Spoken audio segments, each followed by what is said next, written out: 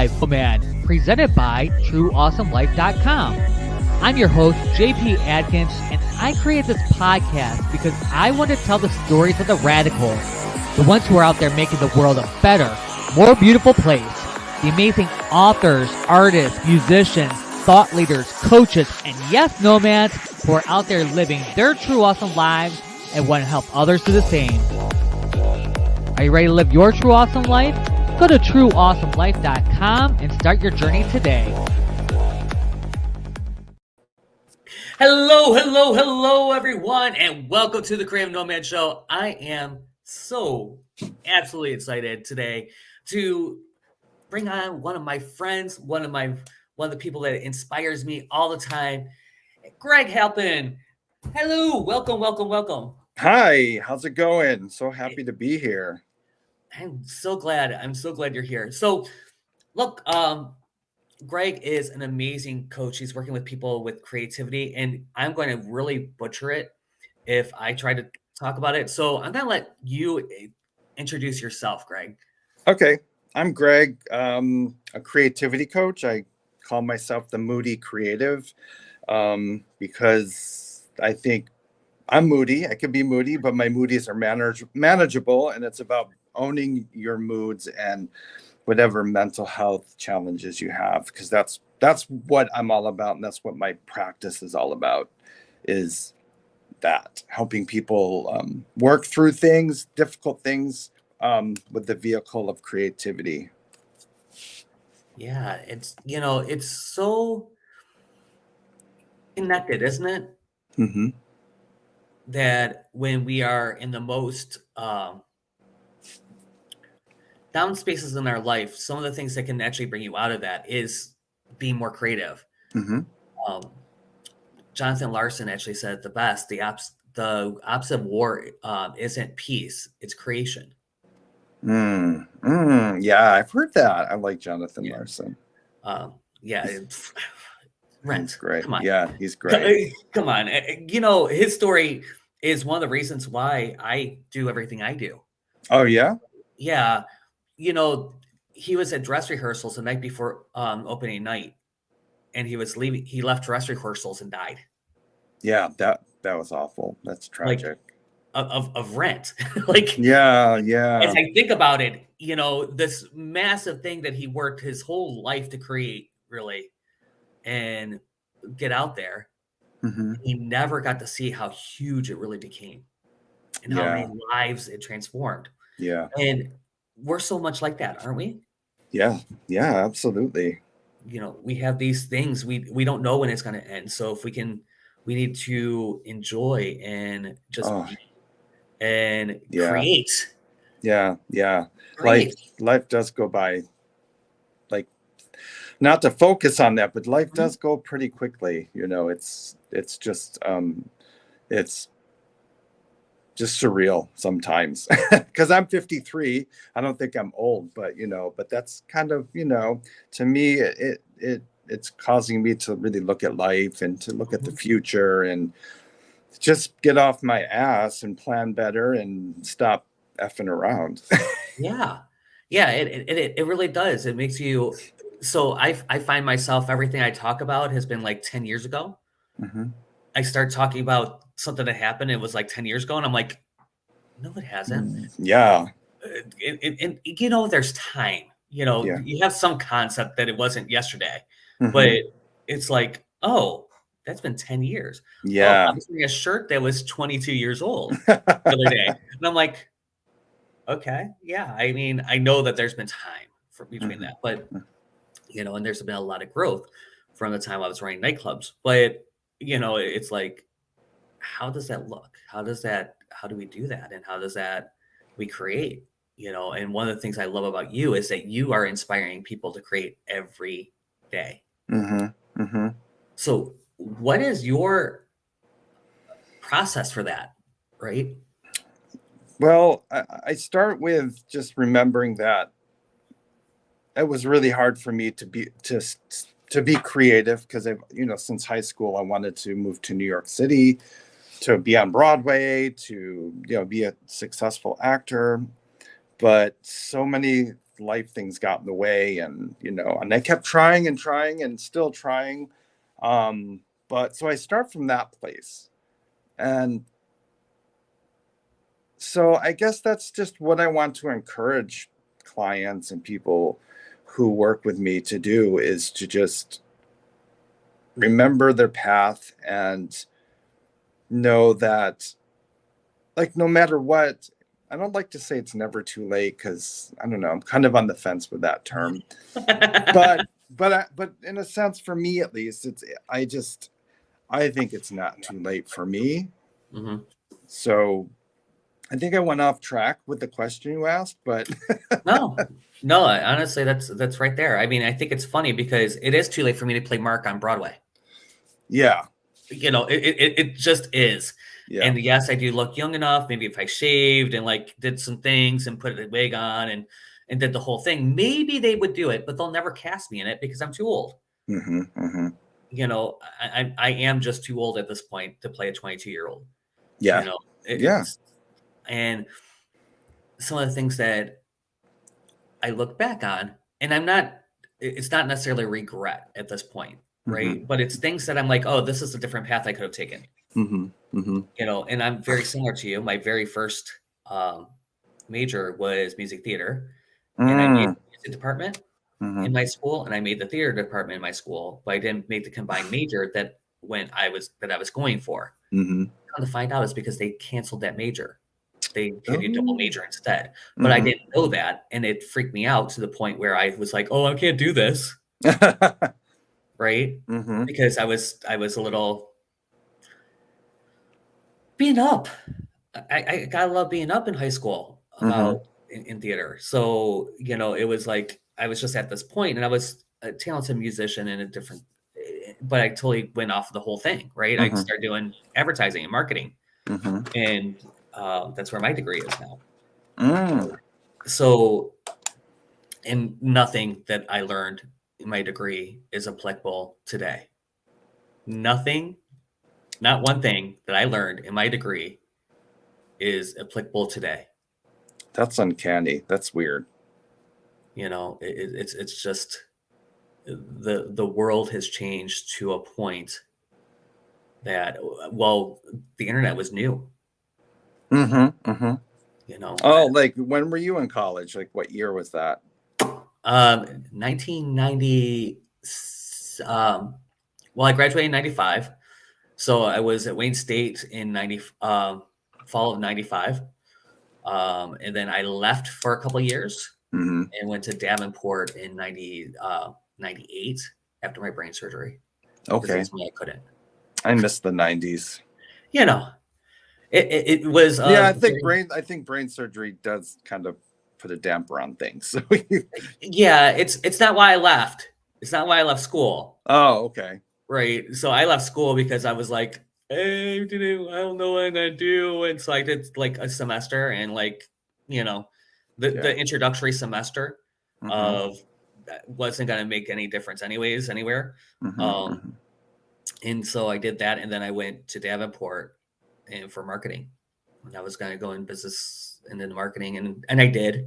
But it was really because after my brain surgery, they said, you probably won't ever be able to go to school. You won't be able to do this. You won't.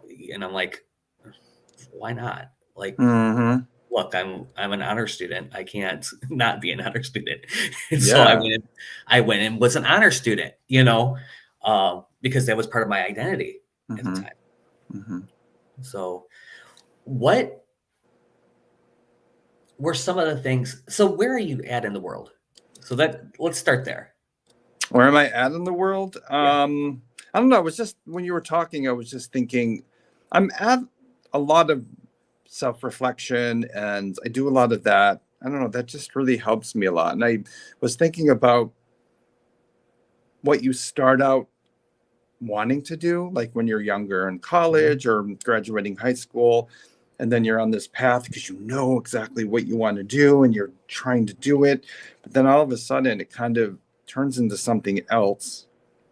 Like when you think you want to, be on Broadway, and like I've had people like some of my teachers say, like, you should definitely, you're like a Broadway deal. And I never understood what that meant. But no matter how hard I tried to do any of that, it just turned into something different than what I had imagined. Mm-hmm. So it turned into like, so now I'm all about creating my own opportunities as far as performing. Yeah. And I think it's led me to tell my story, my life story, through the various creative paths that I have, especially in performing.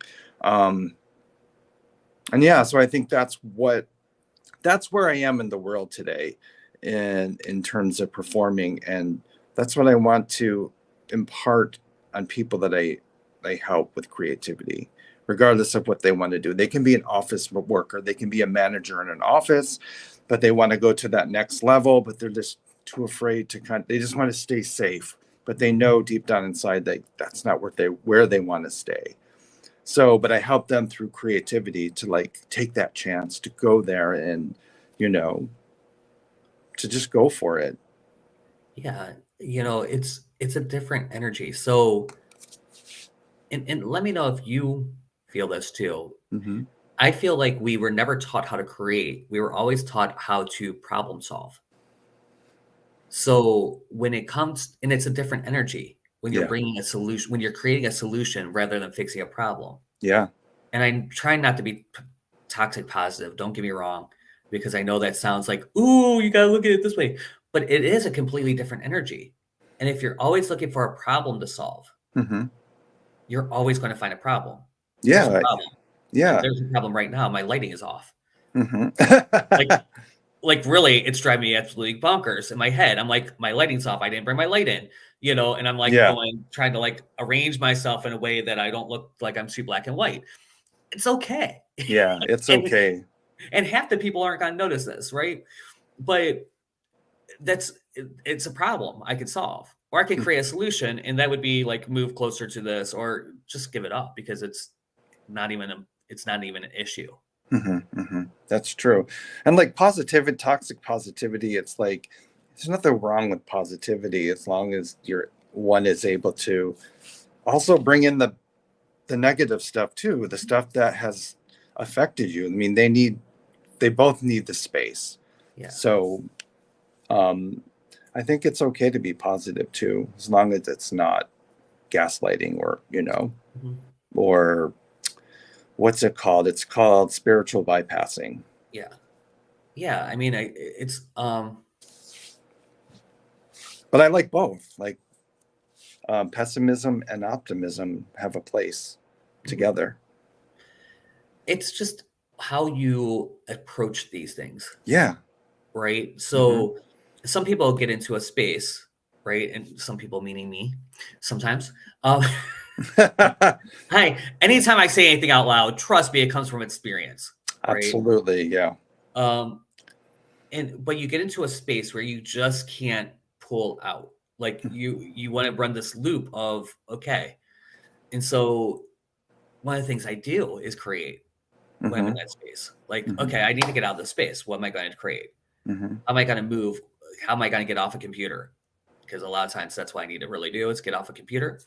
But how am I going to do it? What am I going to create? What is going to actually move me forward today? And I think that we forget that we have the opportunity to move out of that space too. And we want to just wallow in that space. Absolutely. And it takes, I mean, it's a choice. Absolutely. You have to make that choice to get up, get off your butt. Like me too. I mean, couch potato, I'm very famous for that, which I'm trying, I've worked really hard. Like I don't have a couch right now, so I can't do it. So, but I worked really hard at changing that because I just realized how stagnant I was and how I wasn't creating. All the creating I was doing was in my head. Like I was like, and I thought that it was being creative. I thought, because I was planning, I was like, I want to do this, I want to do that. But like I'm in therapy and I love therapy. And like through that process, I discovered like, wow, you're really not doing anything except saying that you want to do something.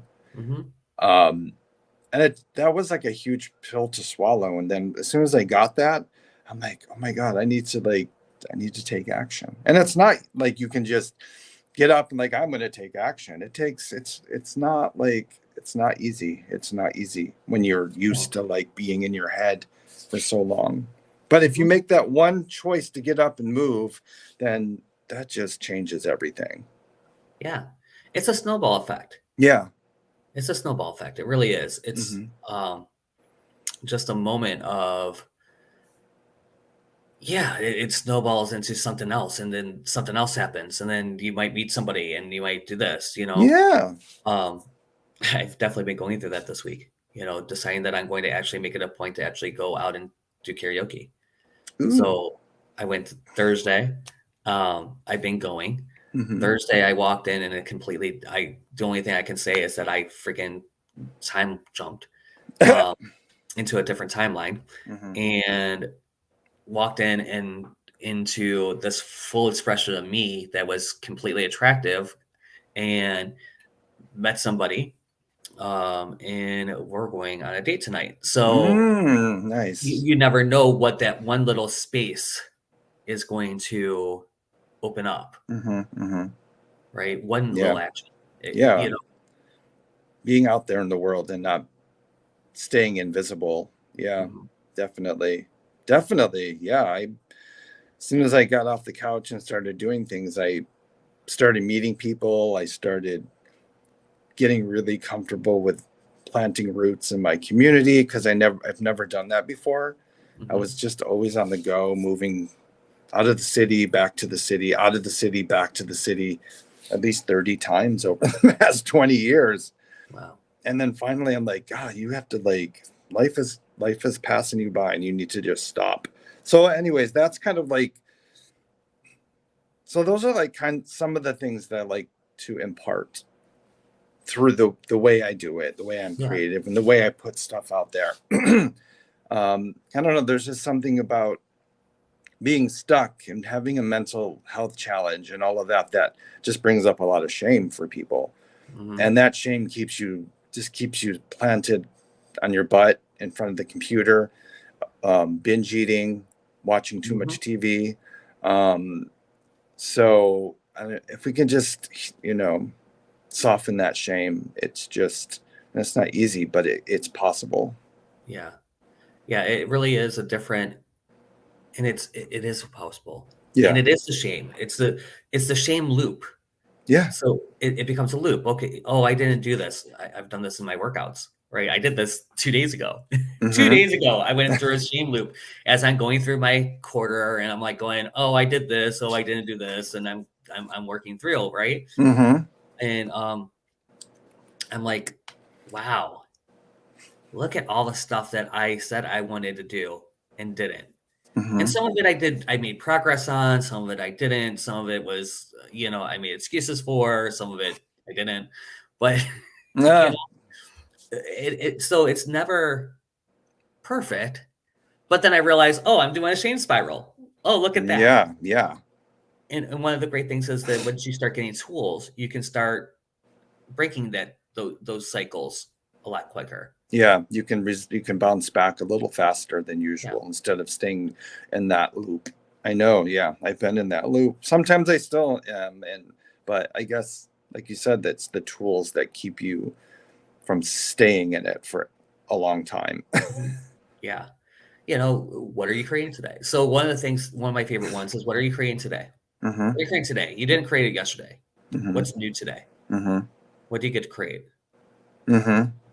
So, are you asking me, or are you? No, is that just that's just a hypothetical question I ask myself, especially when I'm in that space. Right? What am I creating today? That's a good question to ask yourself. I like that. Just what is it? I can create this loop. Maybe I need to feel that loop. Maybe I need to go through it a minute. I think that's important too, is be able to sit with the feelings. That's probably the answer in a way, and then how am I going to, what solution? What am I creating? What do I create around it? Do I need to create a new structure for myself? Right. Do I need to actually follow the structure I have? Do I need to? That's You know, yeah, it's always changing anyway, right? It's always going somewhere. my structures are pretty set. Actually, Mm-hmm. if I were to actually follow my structures line by line, they would Mm-hmm. be pretty good. Mm-hmm. My problem is I get comfortable and I start saying, well, I don't have to do this, Mm-hmm. or I know this, Mm-hmm. instead of actually being with, no, this is what actually works. Yeah. It's like journaling. Yeah. You know, I know that you have been playing with journal prompts, and um, you get into this space where, okay, I journal, and then you're like, oh, I didn't journal today, and then Mm-hmm. then you're like, oh, I don't need to journal. Mm-hmm. 3 days later, Mm-hmm. You're and like, then oh, what? And then you remember, like, oh, this is what journal does for me. So Mhm. why didn't I not do it? Right. All this self-doubt and shame comes up. Oh, guess what? Mm-hmm. Mm-hmm. If I just journal every day, I would actually be telling myself that I'm worthy, and what Yeah. inspires me and keeping me moving and motivated, and and what I'm thankful for and what I've done, Yeah. all these things. Yep. And journaling is not like people have this idea. I mean, some people love to journal, like write a lot, but Mhm. for those who like find journaling overwhelming or like, oh my God, I gotta pull up a book and write, but it's not like there's so many different ways you can journal. You can write a paragraph and Mhm. reflect over that. And you can write 2 sentences, you can write a word. Yeah. You can do creative journaling, which you like collaging. You can just do, it's just, there's so many, like you get to choose how you want to journal, you Yeah. know? It's not the autobiography that you Yeah. should read. One of the things, I actually have one on Amazon. If you guys want to check it out, it's the Awesome Plan. And in the morning, it's actually 2-part. Mm-hmm. There's a quarterly, a weekly, a monthly section, right, to kind of plan yourself out. And then, but our dailies are really simple. The dailies are, um, what 3 things in the morning are, what 3 things inspire you, what 2 things are you working on, what's a possibility you're creating for today, Mm-hmm. and then whatever you're trying to get done. Mm-hmm. Then at the end of the night, it's one thing that you actually create. Mm-hmm. What one thing did you accomplish? I mean, Mm-hmm. uh, what 2 things did you learn? Because there's no failure, there's only learning opportunities. And what 3 things are you grateful for? Mm-hmm. And then I offer a mind-free exercise and just free write for 5 minutes, Oh, that's cool. so that it's everything that's in your head gets on a page, and so you can actually sleep. Is that like a book or like a workbook? It's a workbook. It's a Oh, journal that you can pick up on Amazon right now. cool. Yeah. Right this So minute. right this Right minute, now. Right now. right Go. right now. Go. Don't leave this page. Open a new tab. No. There you go. Actually, Greg, we are actually at the end. Are we really? Oh, I wow. know. That was Great. quick and painless. It was painless. It was painless. It was fun. I loved it. I felt it was just great. Yeah, I appreciate you so much for being on. Guys, if you're not following him on Facebook, you are really, really missing out. He is such an inspiration, such a light. Thank you. He's one of the people I reached out to be on the show. Mm-hmm. Like, it's blessedly, because of all the great things he's putting out here. I want to make sure that he has platforms all over. Mm. He's just amazing. So make sure that you're following him on Facebook. Where else can they follow you, Greg? They can follow me on Instagram, the Moody Creative 53, or they can go to my website, creativevisionary-incubator.com, which I will be offering a lot of really cool things in the future. And there are journal prompts you can take from, and also you can subscribe to my weekly tips, tools, and practices for fueling your creative vision. It's a weekly email called Visionary. So, and it's really fun, really fun. I love it. I love Thank it. you. Thank you. Greg, thank you so much for being here. Guys, I can't say enough about Greg. I really can't. He's just one of those people that I want to be around. So back at you. You're a light as well. You're very inspiring. Thank you. So you guys check him out. Check out trueawesomelife.com. The new workshop for this month, we're going to be talking the Money Makeover Challenge workshop is coming up on April 19th. So we have a couple weeks, and we're going to really talk about money and really get real with it. It is probably going to really open your eyes in a lot of different ways. The stuff that I put together from like 60 different courses I've done over money. Like literally money has been a challenge for me for many years until recently. And it's I'm not a millionaire yet, but I'm now able to actually do the things I need to do. And there was some really simple things I had to do to get here. And I think that a lot of people that are working online, a lot of creatives especially, will really benefit from being in this space. So come and see me. Check out trueawesomelife.com. You can get there's a link on the bottom for the journal we talked about there also. And know that you guys are loved. Thank you so much for joining us today. And I will see you all next week.